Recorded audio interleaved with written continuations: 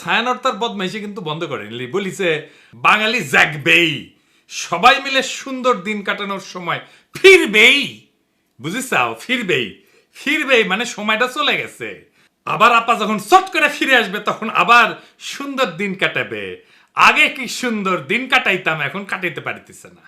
আমি জানতাম এই বদমাইশি এরা করবে। ছায়ানট ভালো হইতে পয়সা লাগে না, ছায়ানট ভবনে গেলে ছাগলের খোয়ার বানাবো, সামেসি কোনে আমি বয়ান ফেরি করলে। এই জন্য বলছিলাম কি কয় কি গায় সেটা আগে থেকে দেখে নেওয়ার জন্য। যাই হোক, এবার আসি রাজনীতিতে। প্রথমে ঐক্য নিয়ে কথা বলি। হাসিনার বিরুদ্ধে লড়াই যারা করেছি তারা কেন ঐক্যবদ্ধ নাই, এটা একটা সাধারণ মানুষের প্রশ্ন। এই প্রশ্নটা সঙ্গত, আর এটাও সঙ্গত যে আমাদের ঐক্য থাকারও কথা না। দ্বিতীয় বিশ্বযুদ্ধে হিটলারের বিরুদ্ধে আমেরিকা, রাশিয়া, ব্রিটেন একসাথে লড়াই করেছে, এদের বলা হয় যে মিত্র বাহিনী। তো হিটলারের পতন হওয়ার পরে রাশিয়ার আমেরিকার মিত্রতা কি থাকিছে? থাকে নাই। এই দুই শক্তি ঠান্ডা যুদ্ধে লিপ্ত হয়েছে, তাই না?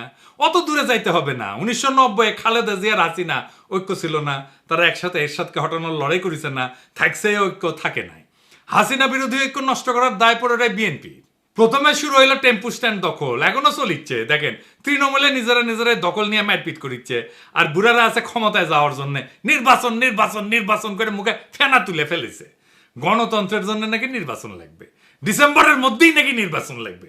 এই ডিসেম্বরের আগে বাংলাদেশের জাতীয় সংসদ নির্বাচনের ব্যবস্থা করবেন। শুনে এই সালাউদ্দিন সাহেব আগে কি কইছিল, আমরা সময় বেঁধে দিতে চাই না। সুতরাং গণতান্ত্রিক প্রক্রিয়ায় ফিরে যাওয়াটার বিষয়টি অগ্রাধিকার। তো সেই হিসাবে আমরা কোনো নির্ধারিত সময়সীমা রেখা আমরা বলতে চাই না। শুনেছেন? তো এখন সময় বেঁধে দিতে চায় কেন সালাউদ্দিন সাহেব? ইন্ডিয়ানরা কয়ে দিছে আপনি তো 9 বছর ওদের আতিথেয়তায় ছিলেন, আপনার দলের লোকেরাই তো মনে করে আপনি কম্প্রোমাইজ।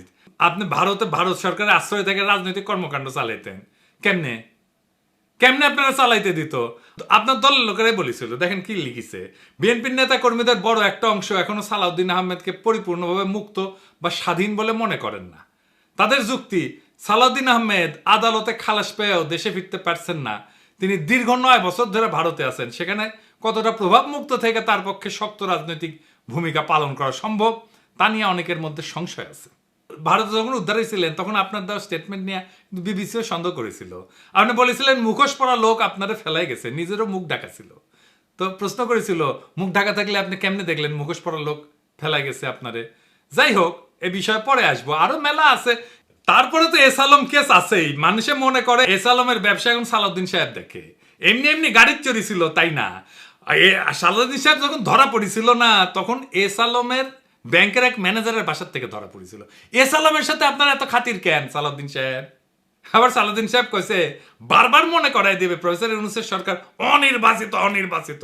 কিন্তু একটি নির্বাচিত সরকারের বিকল্প তো আপনারা হতে পারেন না, আপনারা অবশ্যই অনির্বাচিত, সেটা প্রতিদিনই আপনাকে স্মরণ করিয়ে দেওয়া হবে। কেন সালাউদ্দিন সাহেব মনে করাই দিতে হবে কেন? প্রফেসর ইউনূসের সরকারকে আপনার মতো ডিমেনশিয়ায় আক্রান্ত, আপনার তো ব্রাহ্মী রসায়ন খাইতে হবে। দেখেন কতজন আওয়ামী আমলের নির্যাতনের শিকার হয়ে মারা গেছে তার সংখ্যা আপনি বলতে পারেন না। শোনান এডিটর সাহেব। প্রায় 2600 কতজন আমার ঠিক মনে নাই, মোর দেন 2600 রাজনৈতিক নির্যাতনের শিকার হয়ে আওয়ামী সন্ত্রাসীদের হাতে এবং সরকারি বাহিনীর হাতে নিহত হয়েছে। প্রধান রাজনৈতিক দলের প্রধান মুখপাত্র, যার রাজনীতি করা ছাড়া আর কোনো কাজ নাই, সে শহীদের সংখ্যা ভুলে যায়। শুধু শহীদের সংখ্যা ভুলে যাওয়া না, 24-এর বিপ্লবকে বিপ্লব বললে স্বীকার করতে চায় না। শুনেন এই সালাউদ্দিন সাহেব এর আগে কতবার এই আগস্ট বিপ্লবকে বিপ্লব বিপ্লব বলিছে। দেখেন কক্সবাজার আরও 2 সন্তান এই জুলাই আগস্ট বিপ্লবে শহীদ হয়েছে, দেখেছেন? আরো দেখেন, জনগণ তাদের গণতান্ত্রিক অধিকার ফিরে পাওয়ার জন্য এই গণবিপ্লব সংগঠিত করেছে। দেখেছেন? আরো আছে দেখেন। পৃথিবীতে একটা নজিরবিহীন ছাত্র জনতার বিপ্লব হয়েছে, সেই বিপ্লবকে পৃথিবীর সামনে দেখিয়ে দিতে হবে এই রক্তাক্ত বিপ্লবের মধ্য দিয়ে। দেখেছেন? বিপ্লব বিপ্লব বলতে বলতে কাইট হয়ে পড়ে যায়। এইবার বলেন যে কয় মাসের মধ্যে শেষ চোখ উল্টায় দিচ্ছে। দেখেন কি করছে। এদেশে গণতান্ত্রিক গণঅভ্যুত্থান, ছাত্র গণঅভ্যুত্থান সৃষ্টি করেছে। কেউ যদি এটাকে বিপ্লব বলতে চায় তাহলে আমি দুঃখ প্রকাশ করব, এটা কোনো সামাজিক বিপ্লব নয়। তো সালাউদ্দিন সাহেব, আপনার ওটা মুখ না গোয়া? হাসিনার সাথে তফাৎ কি? হাসিনা চোখে মুখে মিছা কথা কইতো, আর সালাউদ্দিন সাহেব নিজে যা বলছে সেইটা 1 বছর না যাইতে যাইতেই ঘুরে ফেলছে। ক্ষমতায় গেলে কোনো প্রতিশ্রুতি রাখবে এরা? রাখবে না। তার স্যাম্পল তো এখানেই। আর সে কি রাজনীতি, সংবিধান এসব বুঝে? এই সমস্ত কথাবার্তা যে কয়, আসেন এটা একটু দেখি। সে বলছে নির্বাচিত সংসদ সংবিধান সংশোধন করবে, শুনেন। সংবিধান সংশোধন করবে কে? একটি সংসদ, জাতীয় সংসদ, গণতান্ত্রিকভাবে নির্বাচিত একটি রাজনৈতিক সরকার, একটি জাতীয় সংসদ সংবিধান সংশোধন করার এখতিয়ার রাখে। ওই সংবিধানও বুঝে না। বাংলাদেশের জনগণ সংবিধান রচনা করবে। অবাক ব্যাপার কি জানেন? বাংলাদেশের মানুষ এই 55 বছরে একবারও নিজের সংবিধান নিজে রচনা করতে পারেনি, একবারও না। বিষয়টা বুঝায় বলি।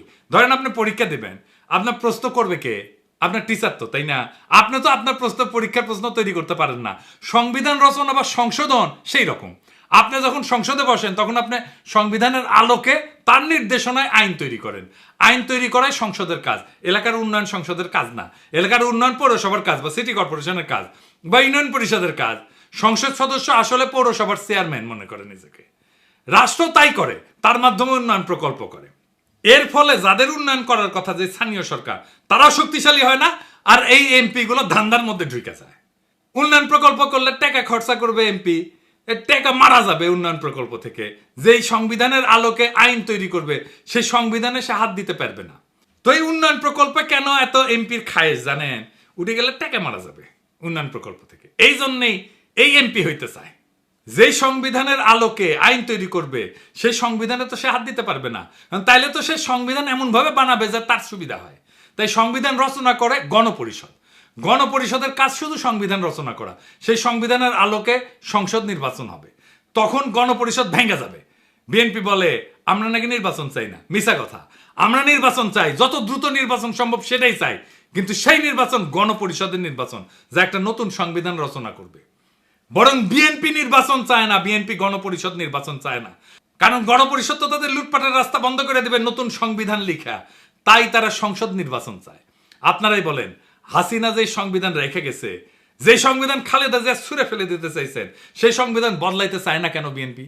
এই প্রেম কেন হাসিনার সংবিধানের প্রতি, সেটা আমরা জানতে চাই। নয়তো ব্যাখ্যা দেন কেন খালেদা জিয়া সংবিধান ছুঁড়ে ফেলে দিতে চাইছিলেন। সে বলে প্রফেসর ইউনূসের সরকার অনির্বাচিত সরকার। আসেন এটা একটু বুঝে দেখি, আগে এটা শুনে। কিন্তু একটি নির্বাচিত সরকারের বিকল্প তো আপনারা হতে পারেন না। আপনারা অবশ্যই অনির্বাচিত, সেটা প্রতিদিনই আপনাকে স্মরণ করিয়ে দেওয়া হবে।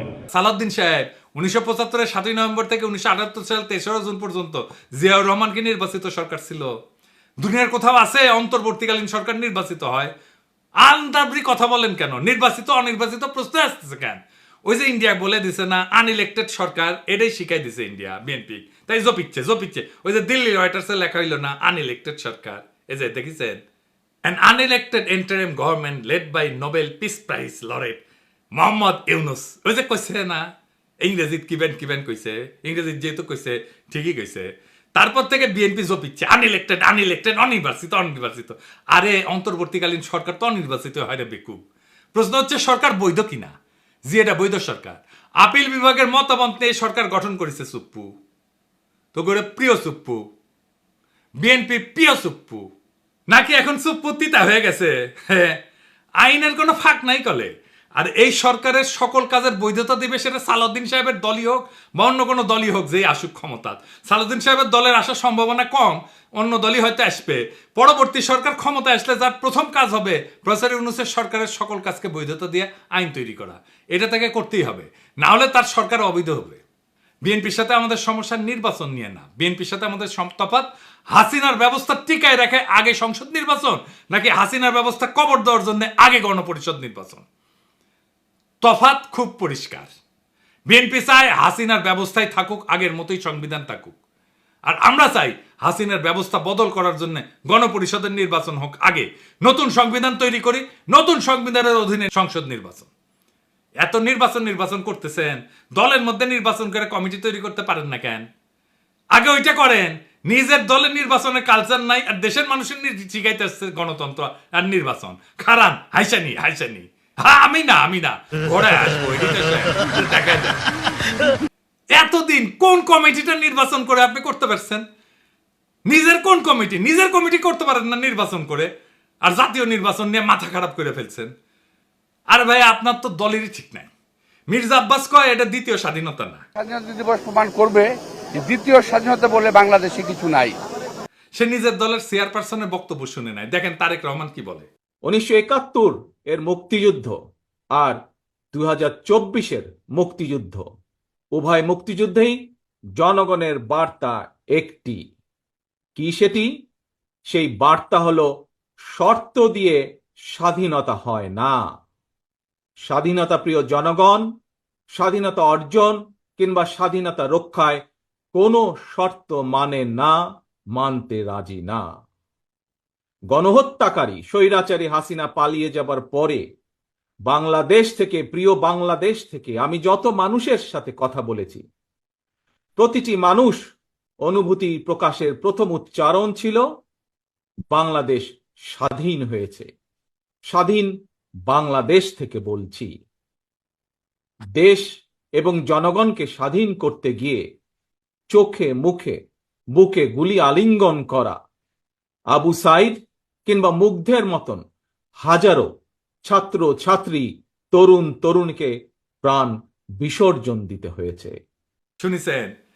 এই দলের প্রধান নেতা বলে এক কথা, আর স্থায়ী কমিটির নেতা সারিন্দা বাজায় আর এক। এই দল দেশ চালানোর মতো লায়ক হয়েছে? আগে নির্বাচন দিয়ে কমিটি বানান, দেখি কেমন গণতন্ত্র এখানে, তারপরে দেশের গণতন্ত্রের ঠিকা নিয়েন। আপনি আসরি ধর্ম পরের শিখাও। ওই যে পরীক্ষার কথা কইছি না, নিজের প্রশ্নপত্র নিজে বানানো যায় না, বানাবে টিচার। গণপরিষদে হইতেছে সেই টিচার যে জনগণের হয়ে প্রশ্নপত্র তৈরি করবে, সংবিধান রচনা করবে, তারপর সেই সংবিধানের আলোকে সংসদ নির্বাচন হবে। এটা হইল জনগণের মালিকানা। আর আজ যারা বলে আগে সংসদ নির্বাচন দরকার, তারা আসলে হাসিনার পুরানো খোলা খাতা দিয়ে আবার পরীক্ষা নিতে চায়, যে খাতায় শুধু দুইটা প্রশ্ন থাকে, লুটপাট আর গোলামি। আমরা চাই নতুন খাতা, নতুন প্রশ্নপত্র, নতুন পরীক্ষা, যার নাম হইল গণপরিষদ নির্বাচন। এই নির্বাচন হবে নতুন দিনের জন্য, নতুন সমাজ গঠনের জন্য, যেখানে জনগণ নিজের হাতে সংবিধান লিখবে, নিজের শাসকের হিসাব চাইবে। সংসদ না, আগে লাগবে গণপরিষদ। নির্বাচন চাই, কিন্তু সেই নির্বাচন যেটা হাসিনার ব্যবস্থাকে কবর দিয়া ভবিষ্যতের বাংলাদেশকে জন্ম দেবে, সেই নির্বাচন চাই। এটাই হইল লড়াইয়ের মূল, এটাই হইল বিপ্লবের আকাঙ্ক্ষা, 24-এর বিপ্লবের আকাঙ্ক্ষা। এটাকেই আমরা বাস্তবায়ন করতে চাই। আর আপনারা বিএনপিরা সেই বিপ্লবের আকাঙ্ক্ষার সামনে পাহাড়ের সমান বাধা হয়ে দাঁড়ায় আছেন। এই বাধা আমরা মানব না। এই বাধা কিভাবে সরায় দিতে হয়, এই বাধাকে কিভাবে পরাজিত করতে হয়, সেইটা আমাদের জানা আছে। সেটাও টাইম মতো দেখে নেবেন। ইনকিলাব জিন্দাবাদ।